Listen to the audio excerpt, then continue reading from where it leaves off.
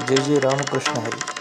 श्री सद्गुरू महाराजांची अशीच प्रवचने श्रवण करण्यासाठी कीर्तन प्रवचनमाला या यूट्यूब चॅनलला लाईक, शेअर आणि सबस्क्राईब करा. जय श्रीराम. श्रीराम जय राम, जय जय राम. श्रीराम जय राम, जय जय राम. श्रीराम जय राम, जय जय राम. श्रीराम जय राम, जय जय राम. बोलो हनुमान जी महाराज की जय. आइए आज के प्रसंग में महर्षि वाल्मीकि भगवान राम से कहते हैं कि आप उनके हृदय में निवास करें जो जाति पाति धन धर्म बढ़ाई तथा प्रिय परिवार इन सब का परित्याग करके एकमात्र आपकी भक्ति करते हैं. यद्यपि इस वाक्य को पढ़कर प्रथम दृष्टि में तो कुछ अटपटा सा लगता है. भगवान श्री कृष्ण जब अर्जुन को उपदेश देते हुए कहते हैं, अर्जुन तुम क्षत्रिय हो, तो ऐसा लगता है कि वे भी जाति का स्मरण कर रहे हैं. तथा मानस में भी जब लक्ष्मण जी चित्रकूट में ये वाणी बोलते हैं कि क्षत्रिय जाति रघुकुल जन्म राम अनुज जग जान लातहु मारत चढ़त शिर निच को धुरी समान. तो वहाँ भी ऐसा लगता है कि वो क्षत्रिय जाति का स्मरण कर रहे हैं. इस प्रकार से कुल या पंक्ति की बात आती है. जब रावण को उपदेश दिया जाता है तो यही कहा जाता है कि जरा विचार करके देखो कि तुम किस कुल के हो.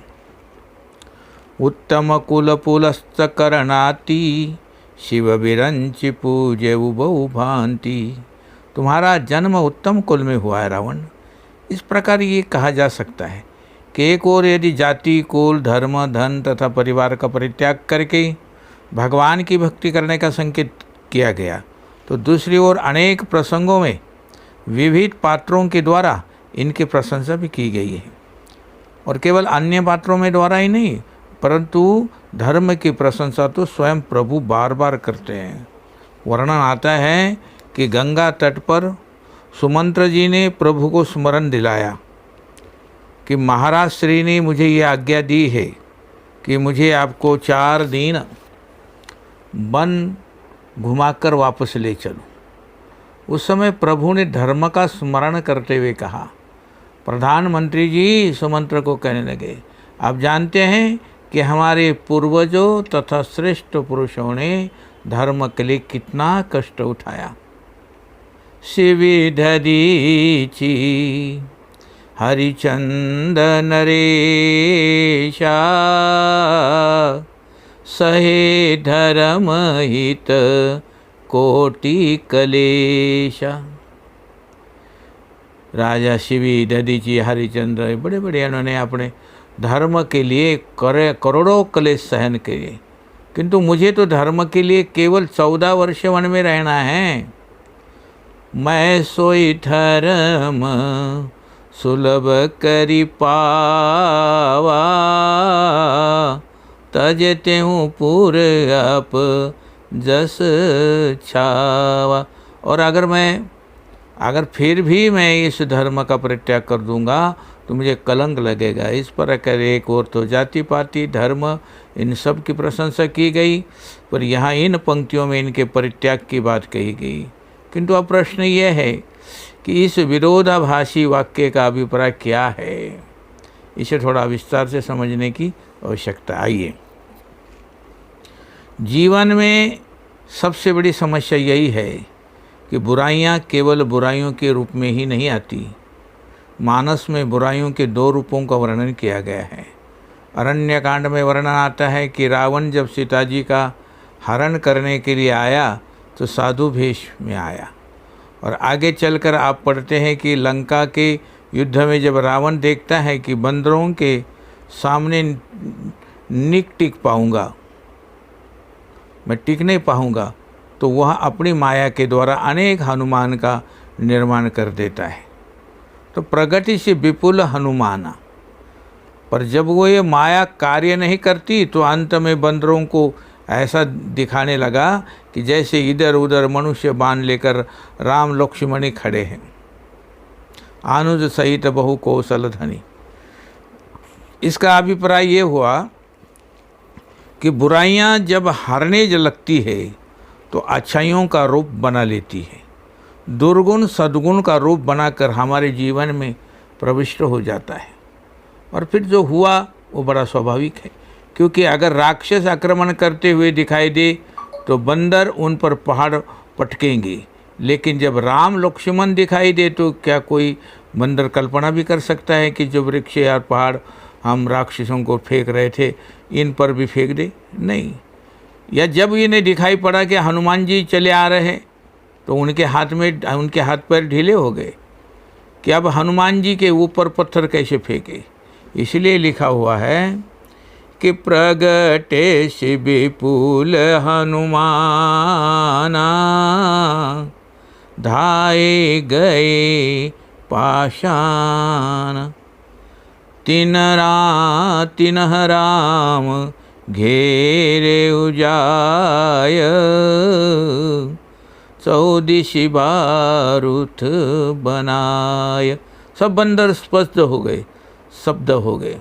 इसका अभिप्राय यह है कि जो दुर्गुण है वो गुणों का रूप बनाकर उनका बल पाकर हमारे जीवन में विजयी हो जाते हैं।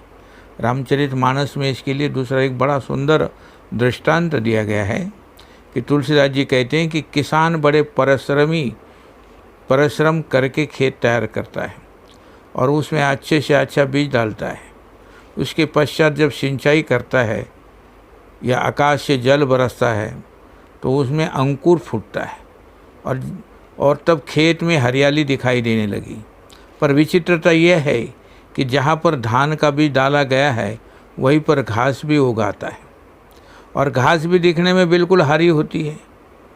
अब अगर कोई सावधान किसान ना हो और ये सोचकर प्रसन्न हो जाए कि चारों ओर कैसी हरियाली छाई हुई है तथा उस खेत में से घास को निकालने की चेष्टा ना करे तो परिणाम क्या होगा कि जब आप धान के लिए खाद जल डालेंगे तो उसे घास भी अपनी ओर खींच लेगा और अगर घास खूब बढ़ गई तो धान जितना होने वाला था उससे आधा भी चौथाई भी हो पाएगा।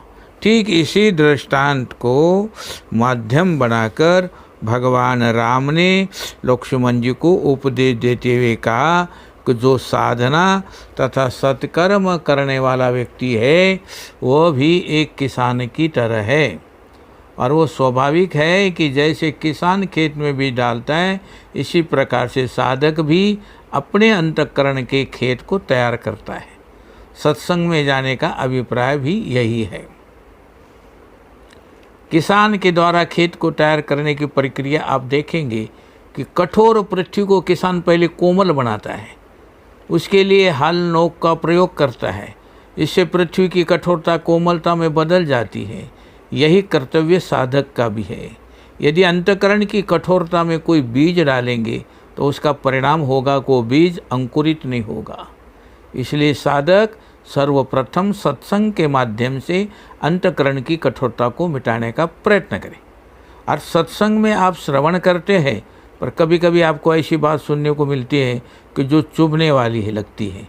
तो संसार में कोई चुभने वाली बात कहता है तो आपका मन थोड़ा सा मन बदला लेने के लिए करता है। पर सत्संग में कोई चुभने वाली बात कहे तो आप समझ ले कि किसान जब हल चलाएगा तो उसकी नोक को चुभने वाली होगी ही, क्योंकि किसान के हल की नोक चुभने वाली होती। इसका अभिप्राय ये है कि हमारे अंतःकरण पर उस समय भले ही चोट लगे पर उसका उद्देश्य पीड़ा पहुंचाना नहीं होता, अपितु उसे कोमल बनाना है। इसी प्रकार से साधना का क्रम प्रारंभ होता है। श्री राम जय राम, जय जय राम, श्री राम जय राम, जय जय राम, श्री राम जय राम, जय जय राम, श्री राम जय राम, जय जय राम, जय जय राम।